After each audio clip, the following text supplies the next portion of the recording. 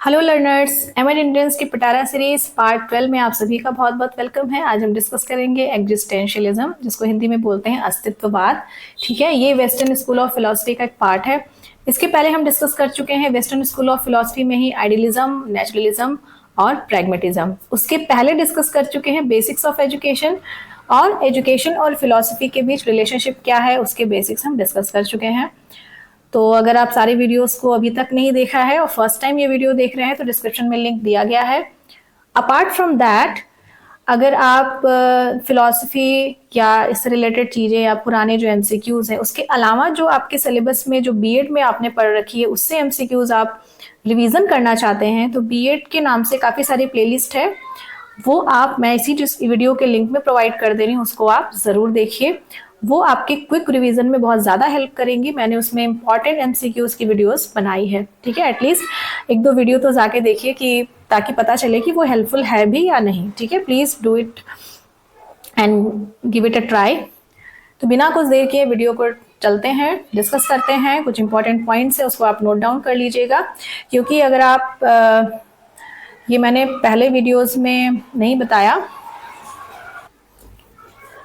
ये मैं इस चीज़ में बहुत बिलीव करती हूँ कि जितने भी ज़्यादा आप अपने सेंस ऑर्गन्स का यूज़ करते हैं या कितनी भी प्रैक्टिकल वे में चीज़ों को करते हैं तो आपको हमेशा याद रहती है। तो इसीलिए मैं मेंशन करती हूँ कि वीडियो देखते समय हमेशा एक कॉपी नोटबुक आपके पास रहनी चाहिए, आप उसको लिखिए। क्योंकि सिर्फ ऐसा नहीं है कि आप उसमें बाद में भी चीज़ें अपना ऐड कर सकते हैं। लिखने से क्या होता है, एक तो पहले आप यहाँ पे मेरे वीडियो के थ्रू सुन रहे हैं, लिसनिंग स्किल का यूज़ कर रहे हैं। ठीक है, अगर आप मेरी बीएड की वीडियोस देखेंगे उसमें मैंने बताया है कि LSRW इसका यूज़ करते हैं, और इसमें जितने से ज़्यादा चीज़ों का यूज़ करते हैं उतनी ही ज़्यादा इफेक्टिव आपकी स्टडी होती है। L for listening, S for speaking, R for reading and W for writing. LSRW का जो कॉन्सेप्ट है उसको आप फॉलो करते हैं। तो अभी आप मुझे सुन रहे हैं, यू आर लिसनिंग। ठीक है, अगर आप मतलब फिर ये पढ़ने के बाद ये चीज़ों किसी को एक्सप्लेन कर रहे हैं तो यू आर स्पीकिंग। ठीक है, नोट्स बना के रीड कर रहे हैं तो रीडिंग, लिख रहे हैं नोट बना रहे हैं तो राइटिंग। तो ये चीज़ों का आप हमेशा यूज़ करिए। ये एक ऐसी चीज़ है कि जो आपको लाइफ टाइम काम आएगी। ये बिल्कुल आपकी आदत में शुमार हो जानी चाहिए कि भाई हम कुछ पढ़ रहे हैं तो कुछ लिखने की आदत डालें। क्योंकि आजकल क्या होता है कि वीडियो सीरीज शुरू हो गई है तो लोग लिखना बिल्कुल भूल गए हैं, बुक से पढ़ना बिल्कुल भूल गए हैं, हर चीज़ बिल्कुल वीडियो के भरोसे चल रही है। तो ये अच्छी बात नहीं है, बिल्कुल भी अच्छी बात नहीं है। ठीक है, तो ये this is the truth, this is the real truth. और हार्डली कोई यूट्यूबर ये आपको बोलेगा कि आप ये चीज़ें टिप्स इंप्लीमेंट करिए। सब लोग तो सिर्फ यही बोलते हैं कि मेरे वीडियोस देखिए, लेकिन वीडियोस देखिए, बिल्कुल रिवीजन के वीडियोस देखिए, काम के वीडियोस देखिए। आपको ये फाइंड आउट करना आना चाहिए कि क्या सही है। ठीक है, चलिए, हमेशा कुछ वीडियो में कुछ ना कुछ बातें एक्स्ट्रा में बता देती हूँ। ठीक है, आई होप आप सबको मोनोटोनस ना लगता हो। एग्जिस्टेंशियलिज्म फिलॉसफी पे चलते हैं। ठीक है, स्क्रीन पे देखिए, पॉइंट नंबर 1 यहाँ पे देखिए आप, search and journey of true self and true personal meaning in life. ठीक है, बेसिकली यहाँ पे अगर कीवर्ड की बात करें तो यहाँ पे अस्तित्व आता है हिंदी में, इंग्लिश में आता है एग्जिस्टेंस। ठीक है, हम एज अ ह्यूमन, हम इस अर्थ पे हमारा एग्जिस्टेंस है, वो क्यों है? ठीक है, हमारा एग्जिस्टेंस ही सबसे ज़्यादा इम्पॉर्टेंट है।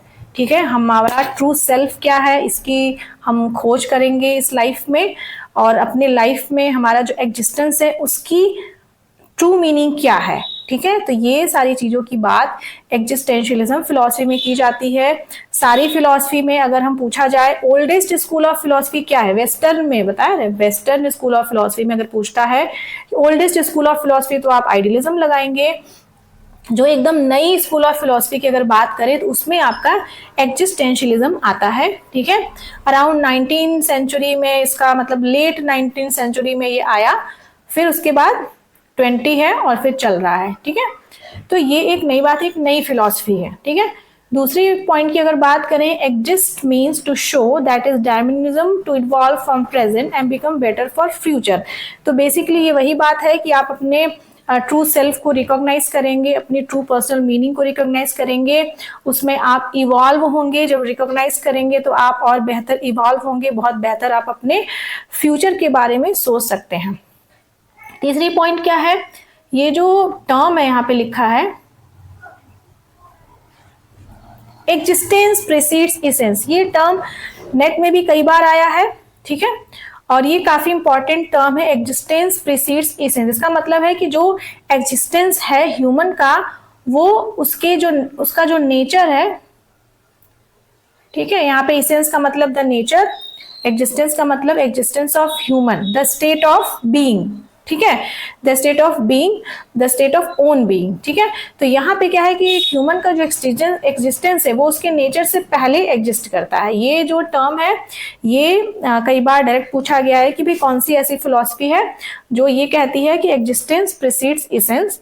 अब यहाँ पे एग्जिस्टेंशियलिज्म में भी एग्जिस्ट आ रहा है, तो यहाँ से आप कीवर्ड फाइंड आउट करके ये ऐसे अगर क्वेश्चन आता है तो उसका आप आंसर कर सकते हैं, ठीक है। आगे बढ़ते हैं। ये फिलॉसफी कहती है कि भाई जो मैन है वो फ्री है, बिल्कुल टोटली फ्री है। Freedom is given to choose any subject. इस फिलॉसफी में भाई आप कोई भी सब्जेक्ट चूज कर लो, बिल्कुल ही आपको फ्रीडम है। भाई आप ऐसे देखो ना कि बिल्कुल ये एकदम नई फिलॉसफी है, नई जनरेशन है, नया टाइम चल रहा है, ठीक है। तो ऑल्दो अभी तो 21st सेंचुरी चल रही है, लेकिन स्टिल ये और सारी फिलॉसफी से सबसे नई फिलॉसफी है तो जिसमें फ्रीडम की बात हो रही है, ठीक है। मेथड ऑफ टीचिंग की बात करें तो इसमें क्वेश्चन एंड आंसर मेथड, जिसको सुकरात विधि भी बोला जाता है। कई बार क्वेश्चन आता है कि सुकरात विधि ने कौन सा मेथड ऑफ टीचिंग दिया, question and answer. Question and answer method किसने दिया? सुकरात ने दिया। तो ये नई फिलॉसफी जिसमें फ्री है, आप बिल्कुल क्वेश्चन आंसर के माध्यम से आप टीचिंग करते हैं, ठीक है। पॉइंट नंबर आप 7 देखिए, human being does not possess any inherent identity और वैल्यू, दैट आइडेंटिटी और value must be created by the individual, ठीक है। ये कहते हैं कि जो ह्यूमन है उनके एग्जिस्टेंस की बात होती है, वो क्या करते हैं, ऐसा नहीं है कि बिल्कुल वो मतलब जन्म हुआ है उसके बाद से उनके अंदर वो वैल्यूज हैं, नहीं, वो वैल्यूज जन्म के बाद नहीं। ह्यूमन जब जन्म लेता है वो फ्री रहता है, वो इन्वायरमेंट को एक्सप्लोर करता है, अपनी ट्रू आइडेंटिटी को फाइंड आउट करने का प्रयास करता है, ठीक है। और ये जो आइडेंटिटी है वो खुद इंडिविजुअल क्रिएट करता है। तो ये एक बात हुई, हम फटाफट से क्वेश्चंस लेते हैं, ठीक है। स्क्रीन पर देखिए question number 1, who is considered the father of existentialism, अस्तित्ववाद के जनक किसे माना जाता है, ठीक है। ये बहुत इंपॉर्टेंट प्रश्न है। Option number B is the correct answer, ठीक है। आगे बढ़ते हैं, ठीक है। यहाँ पे आप स्क्रीन पे देखिए, कई बार ये पूछा जाता है कि ये 19th सेंचुरी में फिलॉसफी आई। मैंने आपको बताया था कि लेट 19th सेंचुरी में फिलॉसफी आई। इसके जो फाउंडर हैं, जो फादर हैं, वो सोरेन किरकेगार्ड हैं, ठीक है। अब इसमें एक और नाम आता है, जीन पॉल, आप इसको जो भी प्रोनाउंस करते हैं, सात्रे, ठीक है। ये एक नोटेबल की फिगर है। इन दोनों का नाम आपको इस फिलॉसफी में याद होना चाहिए, प्लीज इसको कॉपी में जरूर नोट कर लीजिए। आगे बढ़ते हैं, अगला क्वेश्चन देखिए, which key concept is central to existentialism, ठीक है। अस्तित्ववाद का केंद्रीय सिद्धांत कौन सा है, ठीक। तो यहाँ पे एब्सोल्यूट ट्रुथ की बात नहीं होती इसमें, ठीक है, क्योंकि यहाँ पे चीजें चेंज होती रहती हैं, डायनेमिक होती हैं, ठीक है।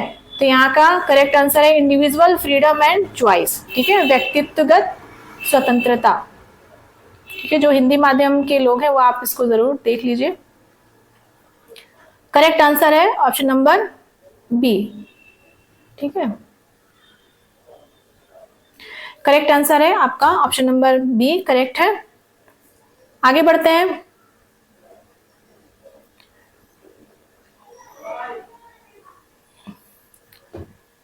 According to existentialism what is the primary goal of education, ठीक है। एजुकेशन का प्राइमरी गोल क्या है?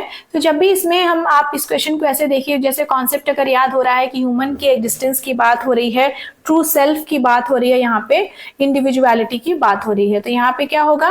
Option number B is the correct answer, developing individuality, ठीक है। मैन इज फ्री, ठीक है, sorry, man is free, man are free, ठीक है।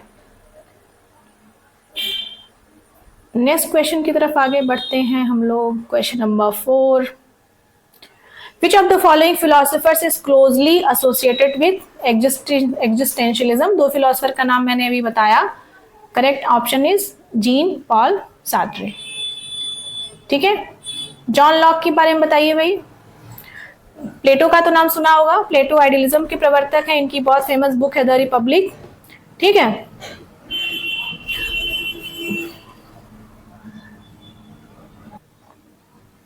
स्क्रीन पे आप देखिए जॉन लॉक से रिलेटेड एक इंफॉर्मेशन है लिखी हुई है. जॉन लॉक का एक फेमस बहुत अच्छा मतलब स्टेटमेंट है जो काफी बारी पूछा जाता है, ताबुला रासा. ठीक है.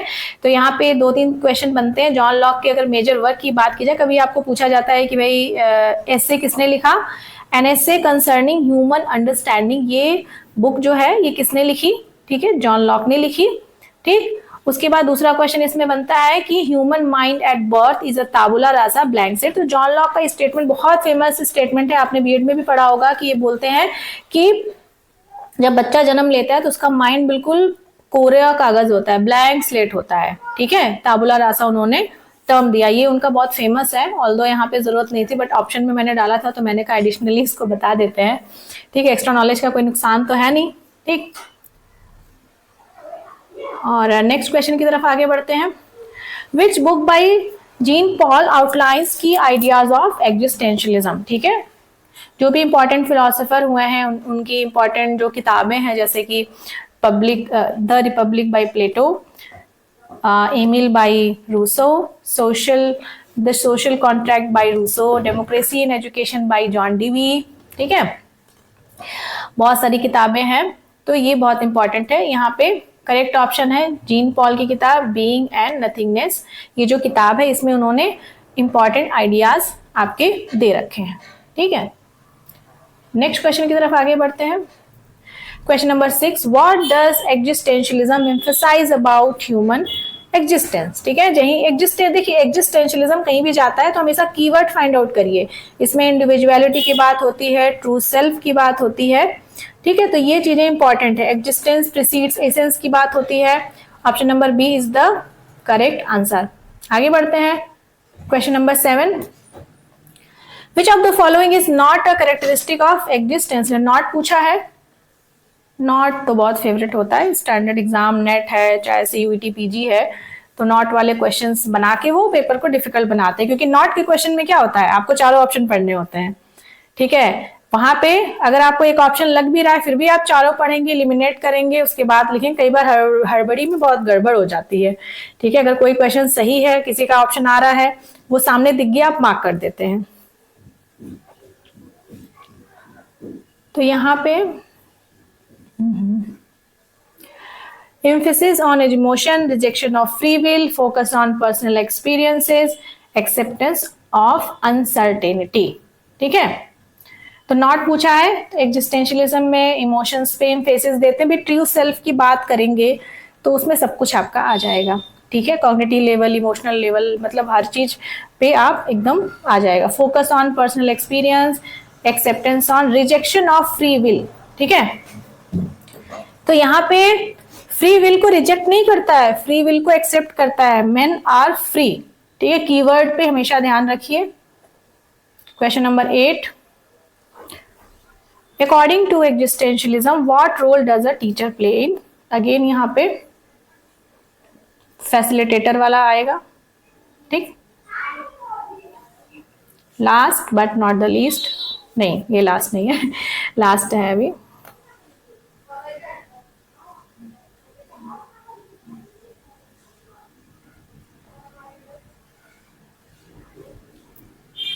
Which statement best reflects the existentialist view of life. ठीक है. बताइए. Life has a universal purpose. Individual create their own meaning. Society defines personal identity. नहीं भाई, सोसाइटी क्यों डिफाइन करेंगी. ट्रू सेल्फ की खोज तो हम खुद करते हैं. Destiny controls all human actions. नहीं. Life has a universal purpose. कोई ऐसा पर्पस की उसमें बात नहीं की गई है. Individual creates their own meaning.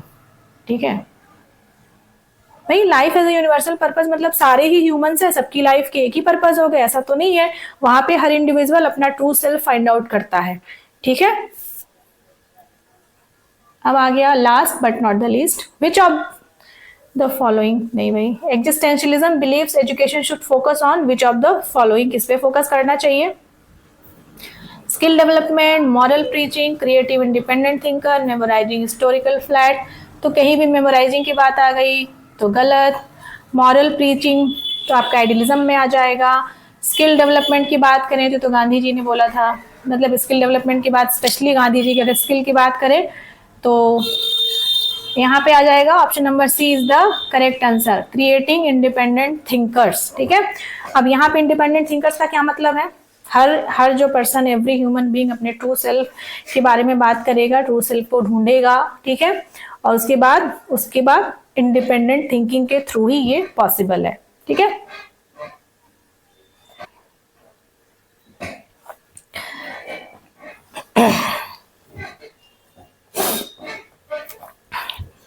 आज हमने इस वीडियो में एग्जिस्टेंशियलिज्म डिस्कस किया और आई होप अभी तक के जो भी वीडियोस आए हैं आपको उससे बेनिफिट हो रहा होगा, आप नोट बना रहे होंगे, क्योंकि आप नोट नहीं बनाएंगे तो फिर चीजें आपकी भूल जाएंगी। ठीक है, और आप नोट बनाएंगे तो एग्जाम के टाइम पे उसको एक क्विक रिवीजन कर सकते हैं। ठीक है, एक तो ना वन लाइनर फॉर्मेट में आप आइडियलिज्म लिख के कुछ की पॉइंट्स, तो जैसे भी ये मैंने सीखा एक फ्रेंड से, उन्होंने मुझे बताया कि पहले आप नोट बनाते हैं, नोट तो बनाते हैं, जैसे मैं अभी नोट बनाती हूँ, और उनका मतलब जो सजेशंस था वो काफ़ी ज़्यादा इफेक्टिव रहा है मेरी जर्नी में। पहले तो मैंने नेट की तैयारी की तो मैंने उसके खुद के नोट्स बनाए, सारे यूनिट्स के तो नहीं बनाए बट हाँ स्पेशली कुछ यूनिट्स के बनाए, कुछ यूनिट्स किताबों से पढ़ी।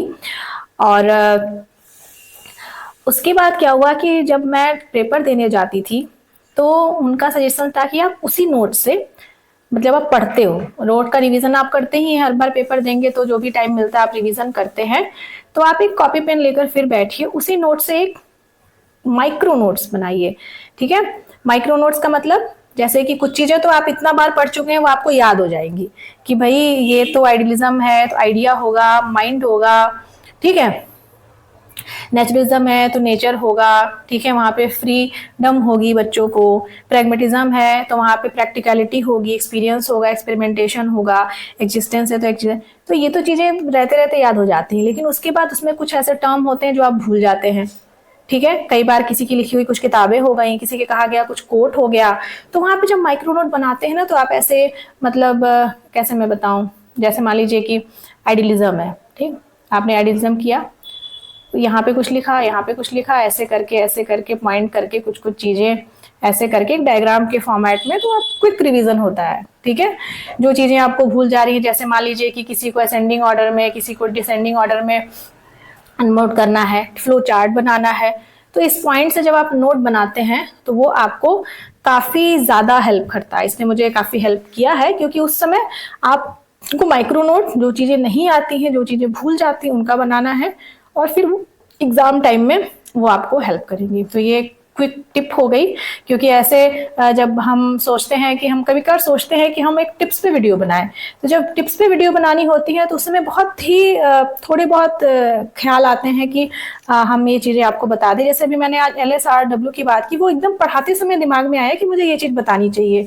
अभी मैं एंड कर रही हूँ वीडियो तो मुझे अभी ख्याल आया कि मुझे माइक्रो नोट्स के बारे में बताना चाहिए बच्चों को, कि वो इस चीज़ को मतलब इम्प्लीमेंट करें।